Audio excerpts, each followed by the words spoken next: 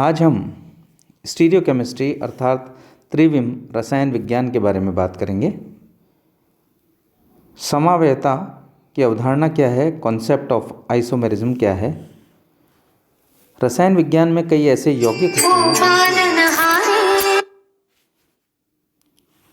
सूत्र तो समान होते हैं किंतु उनके गुण सर्वदा भिन्न होते हैं। ऐसे यौगिक जिनके आणविक सूत्र तो समान हो किंतु भौतिक तथा रासायनिक अथवा दोनों प्रकार के गुण भिन्न भिन्न हो, उन्हें आइसोमर्स या समावयवी कहते हैं और इस परिघटना को समावयवता आइसोमेरिज्म कहते हैं। टाइप्स ऑफ आइसोमेरिज्म, समावयवता के प्रकार क्या क्या हो सकते हैं। संरचना के आधार पर संरचनात्मक समावयवता और त्रिविम समावयवता। संरचना के आधार पर हम इनको स्थिति समावयवता, श्रृंखला समावयवता, क्रियात्मक समूह समावयवता, चल वयवता और मध्यावयवता के रूप में बांट सकते हैं। अर्थात ये 5 भागों में संरचनात्मक समावयवता को क्लासिफाई किया जा सकता है। वहीं त्रिविम समावयवता को 2 रूपों में विन्यासी समावयवता और स्वरूपीय समावयवता के रूप में बांट सकते हैं। विन्यासी समावयवता जो होती है उसको ज्योमेट्रिकल या ज्यामिति समावयवता और प्रकाशीय समावयवता के रूप में बांटा जा सकता है। अब हम इनके बारे में एक एक करके इनका अध्ययन करेंगे। संरचनात्मक समावयवता, स्ट्रक्चरल आइसोमेरिज्म, अर्थात समान अणुसूत्र वाले ऐसे यौगिक जिनकी आणविक संरचना में अंतर हो, संरचनात्मक समावयवता कहलाती है। यौगिकों की संरचना के आधार पर में अंतर कई प्रकार के हो सकते हैं। इस प्रकार की समावयवता को निम्न प्रकार से हम बांट सकते हैं। पहला, स्थिति समावयवता अर्थात पोजीशन आइसोमेरिज्म। इसके अंतर्गत यदि ऐसे यौगिक आते हैं जिनमें क्रियात्मक समूह फंक्शनल ग्रुप अथवा द्विबंध या त्रिबंध, डबल बॉन्ड या ट्रिपल बॉन्ड अथवा कोई अन्य प्रतिस्थापी ग्रुप मीन्स सब्स्टिट्यूशनल या सब्स्टिट्यूएंट भिन्न भिन्न प्रकार के हो सकते हैं, उन्हें हम पोजीशन आइसोमेर कहते हैं। यदि हम 1 प्रोपेनॉल CH3CH2 CH2OH और 2 प्रोपेनॉल जिनके की अणुसूत्र समान है C3H8O की बात करें तो यहाँ पर क्रियात्मक समूह OH ग्रुप की जो स्थिति है वो अलग अलग स्थान पर है। इसी तरह से 1 ब्यूटीन और 2 ब्यूटीन की बात करें तो CH2 double bond CH, single bond CH2, single bond CH3 और 2 ब्यूटीन अर्थात CH3 CH double bond CH CH3 जिनके की अणुसूत्र दोनों के समान हैं C4H8, जिसमें जो द्विबंध है, डबल बॉन्ड है, उनकी स्थिति अलग अलग है और पोजीशन के हिसाब से है, इसलिए उसे हम पोजीशन आइसोमेरिज्म कहते हैं। यदि हम ट्रिपल बॉन्ड की बात करें तो ऑर्थोजाइलिन, मेटाजाइलिन और पैराजाइलिन, जिसमें कि CH3 ग्रुप की ऑर्थो, मेटा और पैरा पोजीशन अलग अलग है, लेकिन इनके अणुसूत्र C8H10 है, सभी के समान है और इनकी जो ट्रिपल बॉन्ड है इसकी स्थिति अलग अलग जगह इनकी पोजीशन के आधार पर है। में 2 मैथिल ग्रुप होते हैं जो प्रतिस्थापियों की सापेक्ष स्थिति के भिन्न भिन्न होते हैं, अतः समस्त यौगिक स्थिति के अनुसार, पोजीशन के अनुसार आइसोमर्स कहलाते हैं। दूसरा है इसमें मुख्य रूप से चेन आइसोमेरिज्म या श्रृंखला आइसोमेरिज्म। इसके अंतर्गत आने वाले समावयवी की कार्बन परमाणु श्रृंखला ही अलग अलग होती है, अर्थात कार्बन परमाणु परस्पर अशाखित श्रृंखला के रूप में जुड़े रहते हैं अथवा शाखित श्रृंखला द्वारा फिर शाखित श्रृंखला में भी शाखाओं के संख्या क्या है आदि। उदाहरण के लिए यदि हम ब्यूटेन के 2 समावयवी संभव हैं जबकि पेंटेन के अंदर 3 आइसोमर संभव हैं। ब्यूटेन की बात करें तो N ब्यूटेन और आइसोब्यूटेन अर्थात CH3CH2CH2CH2 ब्यूटेन है जो कि अनब्रांच्ड है, जबकि आइसोब्यूटेन जो है CH3CH CH3CH3 अर्थात 2 मिथाइल प्रोपेन जो कि एक ब्रांच्ड है, वो ये दो अलग अलग प्रकार के चेन आइसोमर्स कहलाते हैं। यदि हम इसी मामले में पेंटेन की बात करें तो वहाँ पर 3 आइसोमर्स संभव हैं। C5H12 का एन पेंटेन भी हो सकता है, आइसोपेंटेन भी हो सकता है और नियोपेंटेन भी हो सकता है।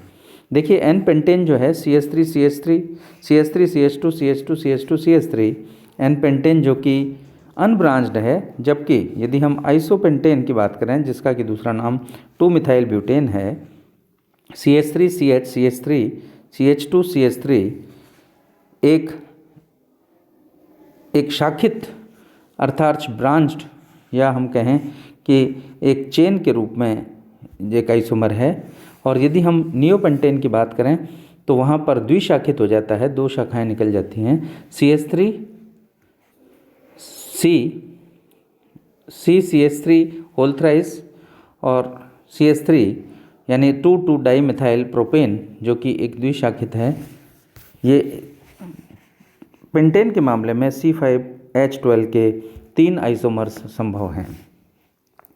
दोनों प्रकार के समावयवता में चूंकि क्रियात्मक समूह एक सा होता है, केवल उसकी स्थिति अथवा श्रृंखला में अंतर होता है, अतः इसके लिए रासायनिक गुणों में विशेष अंतर नहीं होता है, भौतिक गुणों में तो अंतर होता ही है। इसी आधार पर इसे चेन आइसोमर कहा जाता है। अब हम बात करते हैं क्रियात्मक समूह यानी फंक्शनल ग्रुप आइसोमेरिज्म। इसके अंतर्गत आने वाले समावयवों में क्रियात्मक समूह ही भिन्न भिन्न होता है, अतः इसके भौतिक एवं रासायनिक दोनों प्रकार के गुण सर्वदा भिन्न होते हैं। उदाहरण के लिए अल्कोहल व ईथर एक दूसरे के क्रियात्मक समावयवी हैं। अल्कोहल क्रियाशील होता है जबकि ईथर निष्क्रिय होता है। अल्कोहलों में क्वथनांक उच्च होते हैं जबकि ईथर अति वाष्पशील होते हैं। इसी प्रकार एल्डिहाइड और कीटोन, कार्बोक्सिलिक अम्ल और एस्टर आदि परस्पर क्रियात्मक समूह समावयवी होते हैं। अल्कोहल और ईथर, यदि हम इसके सामान्य सूत्र की बात करें तो CnH2n+2O, इसका अणुसूत्र की बात करें तो C2H6O, जिसमें एथेनॉल CH3CH2OH हो सकता है और डाईमेथिल ईथर CH3OCH3। तो ये दोनों जो हैं वो एथेनॉल और डाईमेथिल ईथर ये दोनों एक दूसरे के समावयवी हैं, लेकिन फंक्शनल ग्रुप अलग होने की वजह से यहाँ पर OH ग्रुप है और वहाँ पर ईथर ग्रुप है। यदि हम बात करें एल्डिहाइड और कीटोन की, यदि जनरल फार्मूले की बात करें तो CnH2nO, जबकि इसका अणुसूत्र है CH3 का एग्जाम्पल लें हम C3H6O, तो यहाँ पर देखिए प्रोपेनल्डिहाइड और एसीटोन यानी CH3CH2CHO हो सकता है, एल्डिहाइडिक ग्रुप हो सकता है और दूसरा ग्रुप कीटोनिक ग्रुप हो सकता है CH2COCH3। इसी तरह से एल्डिहाइड और कीटोन्स के बारे में बात, एल्डिहाइड या कीटोन ले लें और उसके साथ एल्केनॉल यानी अल्कोहल ले लें। यदि जनरल फार्मूले की बात करें तो CnH2nO, इसका यदि हम एक अणु सूत्र लेते हैं C3H6O प्रोपेनॉल लें तो एलिल अल्कोहल का भी होता है जिसको CH2 double bond CH single bond CH2OH। इसी प्रकार से हम फंक्शनल ग्रुप आइसोमेरिज्म में अम्ल और एस्टर के बारे में भी बात कर सकते हैं। यहाँ पर देखिए जनरल फार्मूला जो है CnH2nO2, इसका अणुसूत्र यदि हम लें C3H6O2, तो यहाँ पर प्रोपियोनिक एसिड और मेथिल एसीटेट CH3CH2COH और मेथिल एसीटेट CH3COOCH3 और इसी तरह से एक अन्य फंक्शनल ग्रुप जिसमें अम्ल या एस्टर ले लें और एल्किल डायोल ले लें, तो उसके बारे में भी एक फंक्शनल ग्रुप हो सकता है जिसका जनरल फार्मूला CnH2nO2 है।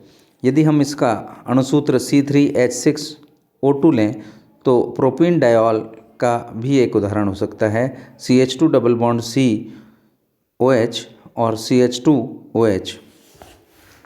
ये तो ही सारी बात संतृप्त जो आइसोमर्स हैं उनके बारे में। यदि हम बात करें असंतृप्त और चक्रीय यौगिकों के बारे में, तो एल्कीन, एल्कोन और डाइन आदि चक्रीय यौगिकों के साथ साथ भी समावयवता प्रदर्शित करते हैं। इसमें द्विबंध त्रिबंध का अंतर हो सकता है जो इनके गुणों को के लिए उत्तरदायी होता है। इस प्रकार की समावयवता को क्रियात्मक समावयवता की श्रेणी में ही रखा जाता है। इसमें हम एग्जाम्पल ले सकते हैं एल्कीन और साइक्लोएल्कीन। एल्कीन जो है वो एल्कीन और इनका जो जनरल फार्मूला है CnH2n। अणुसूत्र की बात करें तो C3H6 का एग्जाम्पल लेते हैं जिसमें प्रोपीन और साइक्लोप्रोपीन होती है। प्रोपीन एक ओपन चेन है जबकि साइक्लोप्रोपीन एक क्लोज चेन है। CH3CH single bond CH2। और इसी तरह से यदि हम साइक्लोप्रोपेन की बात करें तो CH2 सिंगल बॉन्ड CH2 ये एक चेन के फॉर्म में बात हो सकती है जबकि वो ओपन चेन है propene CH3CH double bond CH2। एक अन्य एग्जाम्पल लिया जा सकता है जिसको कि एल्काइन या ड्राईइन या साइक्लोएल्कीन कह सकते हैं।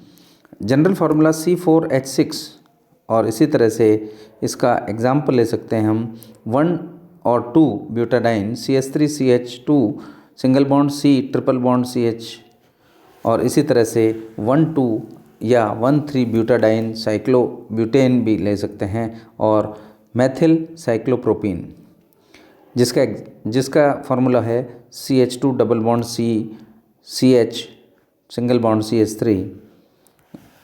इसके अतिरिक्त साइनाइड और आइसोसाइनाइड, नाइट्रो यौगिक और नाइट्राइड तथा तीनों प्रकार के जो अमीन हैं ये सब परस्पर क्रियात्मक समूह दर्शाते हैं। इसके बाद हम बात करते हैं मेटामेरिज्म यानी मध्यावयवता। वस्तुतः यह एक विशेष प्रकार की स्थिति समावयवता की होती है। ऐसे क्रियात्मक समूह जिनके कम से कम 2 मुक्त समूह संयोजकताएं होती हैं और 2 भिन्न भिन्न एल्किल समूहों से जुड़ी हुई होती हैं, इस प्रकार की समावयवता दर्शाते हैं। जैसे एग्जाम्पल ईथर, कीटोन, सेकेंडरी और टर्शरी अमीन्स जैसे यौगिक यह समावयवता दर्शाते हैं। ईथर के रूप में यदि अणुसूत्र की बात करें तो C4H10O उदाहरण लेते हैं जिसको डाईएथिल ईथर या methyl n propyl ethyl methyl isopropene ether इसके उदाहरण हो सकते हैं। इसी तरह से सेकेंडरी अमीन यानी C4H11N जिसके एग्जाम्पल डाईएथिल अमीन और मेथिल एन प्रोपिल अमीन और मेथिल आइसोप्रोपिल अमीन इनके एग्जाम्पल हो सकते हैं। इसी में यदि हम चाहें तो इस कीटोन्स का भी एग्जाम्पल ले सकते हैं। अणुसूत्र C5H10O diethyl ketone, methyl n propyl ketone या मेथिल आइसोप्रोपिल कीटोन इसके एग्जाम्पल हो सकते हैं। इसी तरह से टॉटोमेरिज्म यानी चलावयवता यह एक प्रकार का विशेष प्रकार की क्रियात्मक समूह समावयवता है जिसमें कीटो और इनोल 2 समावयवी होते हैं। अंतर यह होता है कि समावयवी एक दूसरे से परिवर्तित होते रहते हैं, अर्थात अणुओं में एक पाई बंद और एक प्रोटीन मोबाइल होने के कारण ये समावयवता उत्पन्न होती है। इसमें एक गतिक डायनेमिक इक्विलिब्रियम रहता है जिससे हम दोनों तरफ के एरो से इसको प्रदर्शित कर सकते हैं। इस समावयवता के लिए कीटोनिक समूह के पास वाला CH समूह सक्रिय हो इसे परीक्षित किया जा सकता है।